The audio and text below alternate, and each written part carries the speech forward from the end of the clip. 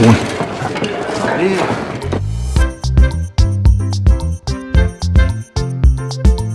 Assalamualaikum semuanya.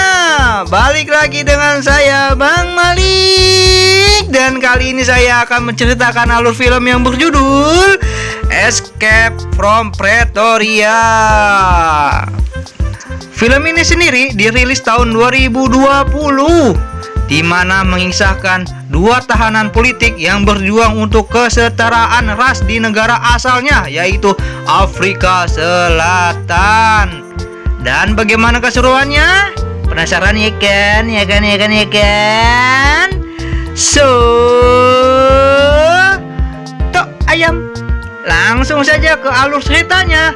Ini dia. Check in.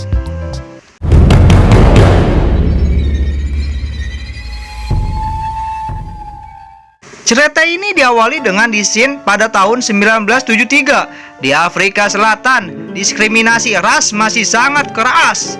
Dan di sini diperlihatkan ada dua orang pria bernama Jenkins dan Stephen yang menentang hal itu di tengah melancarkan aksinya dengan membagikan selembaran perlawanan. Dan agar tidak diketahui pihak kepolisian, mereka pun mulai menyebarkan beberapa tas yang berisi bom kecil yang diberi timer yang nantinya akan menghamburkan selembaran-selembaran tersebut. Waduh, ngeri-ngeri sedap.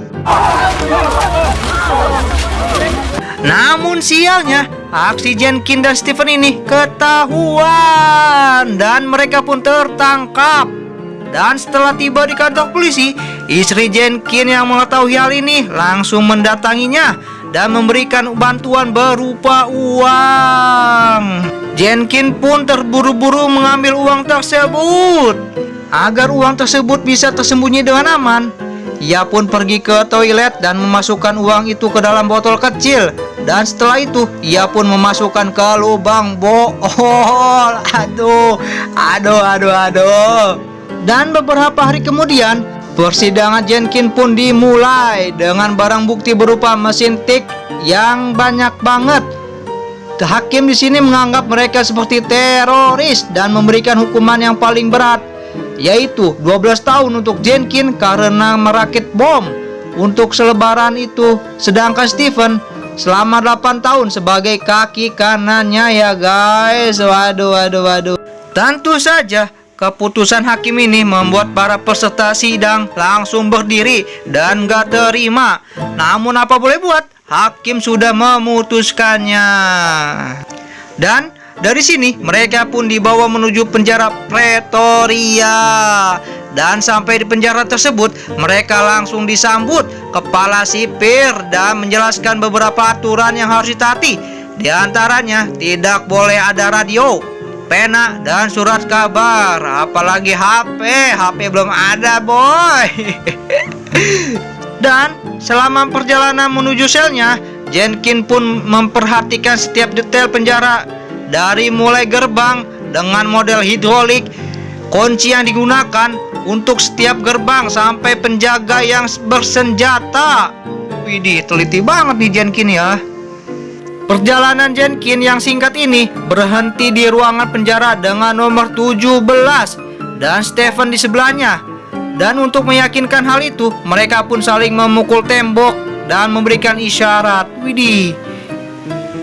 Dan hari pertama di penjara Pretoria, di sini semua tahanan dikeluarkan dan berbaris untuk menuju kantin. Sesampainya di kantin, Jenkins yang masih orang baru cukup kebingungan harus duduk di sebelah mana coy. Bayangin aja lu ya, masih baru, masih cupu, ibarat nama masih baru, newbie, masuk penjara. Buset dah. Akan tetapi, untungnya mereka bertemu dengan satu tahanan bernama Dennis. Dia ini adalah tahanan politik yang telah 4 kali divonis seumur hidup. Mereka pun di sini duduk bersama dan berbincang mengenai masa hukuman mereka. Waduh, saling curhat ibarat namanya. Setelah perkenalan itu, jam makan siang pun selesai dan Dennis mengajak mereka untuk berkeliling penjara. Di sini Dennis banyak menjelaskan mengenai detail penjara Pretoria. Penjara yang satu ini memiliki tembok setinggi 20 kaki dan lampu sorot yang digunakan untuk pengawasan. Selain lampu sorot, penjara ini juga punya penjaga yang selalu siap menembak siapa saja yang mencoba kabur. Namun, ada satu titik lemah dalam penjara ini, yaitu ada sebuah tembok yang langsung mengarah ke jalanan publik. Dan tak lama setelah Dennis pergi, datanglah pria gondrong dan mulai membicarakan Dennis. Menurut dia, Dennis ini selalu memberikan rencana omong kosong kepada tahanan baru.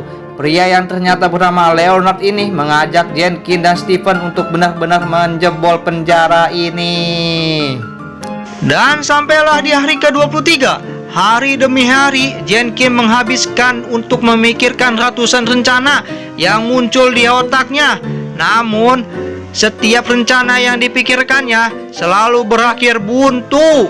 Dan suatu malam, ia merenung. Ia kemudian mendapatkan ide untuk membuat kunci dari kayu dan langsung mengamati lekukan-lekukan kunci yang ada di selnya, serta mengukur kedalaman lubang kunci. Keesokan harinya, di saat mandi, Jenkins pun menyampaikan ide tersebut kepada Leonard dan juga Stephen. Awalnya mereka kurang yakin, tapi akhirnya mereka berdua mendengarkan ide Jenkins dan dia menjelaskan cara mendapatkan kayunya dari tempat kerajinan. Dan agar kuncinya tidak patah, ia pun akan membuat dari potongan-potongan kecil. Dan untuk mengetahui lekukan-lekukan kunci sel secara detail, di saat jam makan siang, Leonard sengaja membuat pertikaian kecil dengan Jenkins untuk menarik perhatian sang mandor. Dan dengan hadirnya sang mandor, Jenkins ini bisa melihat jelas bentuk kunci yang bakal ia buat. Singkatnya, setelah berada di dalam sel, ia pun mulai menggambar setiap detail yang ia ingat. Dan gak kerasa, udah hari ke-74. Saat ini, Jenkins bekerja di tempat kerajinan kayu dengan peralatan yang lengkap. Tentu saja, membuat sebuah kunci sangatlah mudah. Dan di sini, ia pun memanfaatkan hal tersebut. Good job, good job. Dan sedikit demi sedikit, potongan-potongan kayu yang telah ia buat pun ia rakit dan ia ukur sedetail mungkin supaya mirip dengan aslinya. Dan sampai suatu malam, kunci tersebut pun siap diuji. Widih, keren. Di bagian ini, Jenkins dengan hati-hati mulai mencoba membuka pintu. Dan benar saja, pintu pun terbuka. Di sini ia pun sangat senang dan bahagia sampai dia sadar kalau selnya ternyata dilapisi 2 pintu. Aduh, Jenkins. Dan sialnya, pintu itu yang kedua ini cuma bisa dibuka dari luar. Nggak ada cara lain selain membuka duplikat kunci yang kedua. Dan hal ini Jenkins lakukan sama persis seperti pembuatan kunci pertama. Di setiap kesempatan, ia pun mengamati detail demi detail kunci dan menggambarnya.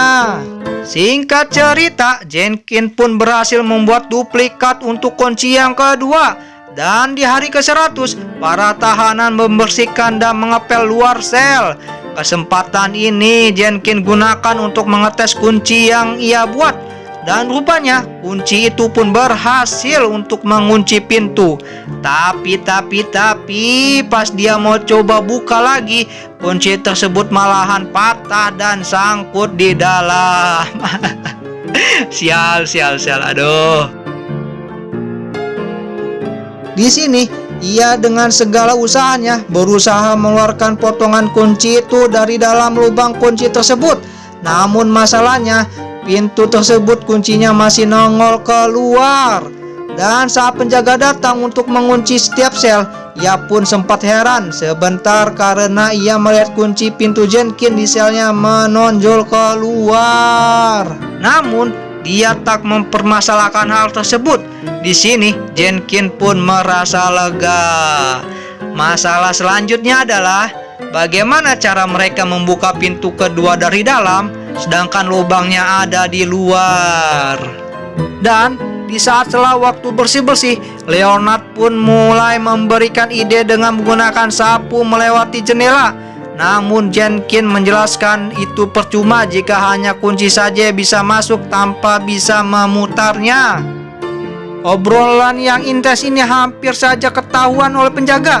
Namun mereka dengan sigap langsung berpura-pura membersihkan kamar Jenkins. Singkatnya, seperti biasanya, Jenkins mulai bekerja lagi di tempat kerajinan. Di sini ia mendapat ide bagaimana cara memutar kunci. Dan akhirnya, ia pun membuat sebuah alat yang bisa disambung ke tongkat sapu dan nantinya bisa digunakan untuk memutarkan kunci. Widih, keren emang nih, Jenkins pintar. Setelah usahanya yang panjang, malamnya ia pun langsung mencoba dan benar saja, ide tersebut berhasil dan dapat membuka pintu kedua. Hal ini tak berlangsung lama karena seorang penjaga yang berada di belakang kamar Jenkins ternyata bisa melihat jelas apa yang Jenkins lakukan. Ia pun kemudian langsung bergegas menarik keluar kunci tersebut. Panik gak? Panik gak? Paniklah. Masa enggak? Karena panik, ia pun malah menjatuhkan kuncinya. Di sini Jenkins pun langsung bertindak cepat dan menempel permen karet ke tongkatnya. Dan dengan susah payah, akhirnya ia pun dapat meraih kunci tersebut. Keesokan harinya, di jam makan, ia pun merayakan keberhasilan bersama Stephen dan Leonard. Akan tetapi, perjuangan mereka yang sebenarnya baru saja dimulai. Di hari selanjutnya, di saat mereka membersihkan toilet tahanan, rencana kabur mereka ini ternyata sudah didengar oleh beberapa tahanan yang lain. Mereka di sini juga ternyata ingin ikut, namun mereka meminta waktu untuk bersiap-siap. Di sini, Leonard yang mendengar hal ini langsung bicara kalau dia tidak mau lama-lama lagi di penjara karena ia sudah ditahan selama 20 tahun. Gile. Di sini perdebatan pun semakin panas, namun Dennis datang dan langsung melerai mereka. Rutinitas yang terjadi di penjara membuat Jenkins bisa melihat titik lemah dari penjara tersebut. Dan salah satu yang Jenkins lakukan ialah berkomunikasi dengan tahanan yang memiliki akses seperti Kitson. Si Kitson ini kebetulan punya akses ke lemari film yang berada di tangga. Jenkins meminta agar Kitson menyimpan semua kunci gerbang yang telah ia buat dan membiarkan pintu tersebut tidak terkunci. Selain Kitson, ada satu lagi yaitu Portla. Dia tahanan kulit hitam yang sehari-hari menjadi tukang bersih-bersih. Jenkins di sini meminta bantuannya untuk tidak membuang baju bekas tahanan yang baru masuk agar nantinya bisa Jenkins gunakan untuk kabur. Dan di hari ke-296, Leonard dan Jenkins adalah dua orang pertama keluar dari sel mereka.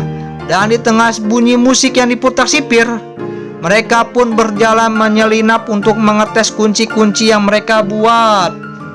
Untungnya, sipir nggak mendengar suara gerbang ketika kunci diputar. Dan ketika sipir ini berkeliling, Jenkins dan Leonard pun langsung kembali dan masuk ke dalam lemari film. Dengan susah payah, Leonard pun menarik klip kertas yang mereka kaitkan di pintu supaya nggak terbuka. Dan setelah merasa aman, mereka berdua lanjut mengetes kunci mereka selanjutnya. Dan ketika mereka mencoba membuka pintu selanjutnya, belum sempat terbuka, tiba-tiba mereka mendengar kalau sipir tadi menuju ke arah mereka. Akhirnya dari sini mereka bergegas kembali dan mulai kembali mengunci semua pintu gerbang yang tadi sempat dibuka. Dan kemudian langsung pergi ke lemari film. Dan setelah sipir lewat, mereka pun langsung balik lagi ke kamar masing-masing. Sialnya, karena bergadang si Jenkins ini jadi kesiangan. Karena itu, dia pun langsung diberi hukuman dengan nggak dikasih makan siang. Gak cuma itu, Jenkins juga diteriaki oleh kepala sipir dan langsung disuruh keluar sel. Ternyata satu lorong sedang diadakan infeksi dadakan. Dan nasib yang lebih buruk hampir saja menimpa Jenkins. Di sana saat itu kepala sipir menemui kepala kunci yang ia buat dari kayu. Di sini, untungnya si Jenkin bisa berkelit dan dia bilang kalau itu adalah sandaran buat foto keluarganya. Dan lalu, kepala sipir juga menemukan tongkat kayu yang dia gunakan untuk buka pintu. Tapi, dia terlalu polos dan tidak terlalu memperhatikan sapu tersebut. Setelah kejadian ini, Jenkin lebih waspada dan menyembunyikan kunci yang tersebar di seluruh penjuru penjara. Selain kunci, dia juga mulai menyimpan beberapa baju yang telah ia dapatkan dari Potla. Dan hari ke-404, di sini Jenkin mulai membiarkan giginya sakit dan setelah diperiksa sesuai dugaannya, ia pun disuruh ke klinik untuk mencabut gigi. Dan momen ini ia manfaatkan untuk menganalisa pintu terakhir yang digerakkan oleh hidrolik. Dia pun jadi tahu kalau pintu hidrolik ini hanya bisa dibuka lewat ruangan yang nggak jauh dari pintu tersebut. Terlepas dari rencana mereka yang sudah hampir 100%, Jenkin masih tetap ingin mengajak kubu Dennis untuk kabur. Namun, tetap saja rekan-rekan Dennis punya banyak alasan untuk bagaimana cara bertahan hidup dan sebagainya. Leonard yang merasa kurang dihargai pun langsung bilang ke Dennis kalau dia itu pengecut. Cuman si Dennis langsung beralasan kalau diam di penjara adalah caranya untuk melawan pemerintah. Namun Jenkin justru berpikiran berbeda kalau pelarian ini adalah salah satu caranya. Karena si Dennis ini tetap kekeh, Leonard pun akhirnya menyerah dan bilang ke Dennis kalau dia bakal menyesali keputusannya. Dan di tengah malam, Stephen, Jenkin, dan Leonard mulai menjalankan aksinya dengan hanya menggunakan pakaian dalam. 3 orang ini menyelinap diam-diam keluar sel. Dan di tengah perjalanan, mereka pun mulai membawa semua persediaan yang telah mereka sembunyikan. 3 orang ini pun menuju lemari film yang sangat sempit. Di sini, mereka hampir saja ketahuan loh. Tapi untungnya, si Dennis tidak disangka mengalihkan perhatian sipir. Dia menarik perhatian sipir dengan memutuskan listrik yang ada di sepanjang lorong. Lampu yang mati pun membuat para tahanan mengeluh, sehingga sipir mau nggak mau harus ke atas. Setelah mendengar sipir naik ke atas, Jenkin, Stephen, dan Leonard mulai keluar dan membuka pintu gerbang satu persatu. Dan setelah gerbang listrik terbuka, mereka pun menuju pintu terakhir yang belum pernah mereka coba sama sekali. Makanya di pintu ini si Jenkin sama Leonard sempat berdebat kunci apa yang bakal mereka pakai. Di sini Jenkin sempat mencoba dan gagal. Hal ini tentu membuat mereka panik. Namun ketika Leonard mencobanya, ternyata ia bisa membukanya. Dan itu karena Jenkin kurang dalam memasukkan kuncinya. Dan sebelum membuka pintu terakhir, mereka bertiga pun sempat berpelukan kayak Teletubbies. Dan mereka bahagia karena pintu kebebasan sudah di depan mata. Tapi ternyata setelah mereka mencoba membukanya, di sini tidak ada salah satu kunci pun yang cocok. Karena frustasi, Leonard pun membuka paksa pintu tersebut menggunakan obeng yang mereka bawa. Suara pukulan tersebut bisa saja terdengar sampai koridor dan tentu saja bahaya banget. Namun karena sudah di posisi ini, mereka bertiga pun rela mempertaruhkan semuanya. Dan untungnya pintu ini pun terbuka dan mereka pun perlahan-lahan jalan keluar. Setibanya di jalanan umum, mereka pun langsung mencari taksi dan membayar dengan uang yang diberikan oleh istri Jenkin di awal sebelum dia masuk penjara. Dari sini, mereka pun mulai sumringah karena benar-benar telah berhasil. Dan selanjutnya, mereka pun menuju perbatasan hingga akhirnya pergi ke London. Di London, dia melanjutkan perjuangannya hingga akhirnya status buronan mereka dicabut pada tahun 1991. Dan Dennis yang ikut kabur akhirnya bisa bertemu keluarganya setelah ia bebas pada tahun 1985. Pacar Jenkin yang ngasih uang itu ternyata ditahan 7 hari setelah Jenkin keluar dari penjara. Namun kabar baiknya, perjuangan Jenkins dan Stephen ini nggak sia-sia. Di tahun 1992, praktik apartheid dihapus. Pada tahun 1994, Nelson Mandela diangkat menjadi Presiden Afrika Selatan. Dan film pun selesai. Nantikan alur film berikutnya dari saya, Bang Malik. Maaf apabila ada kata-kata yang salah dan belibet. Saya Bang Malik, hatur nuhun. Bye.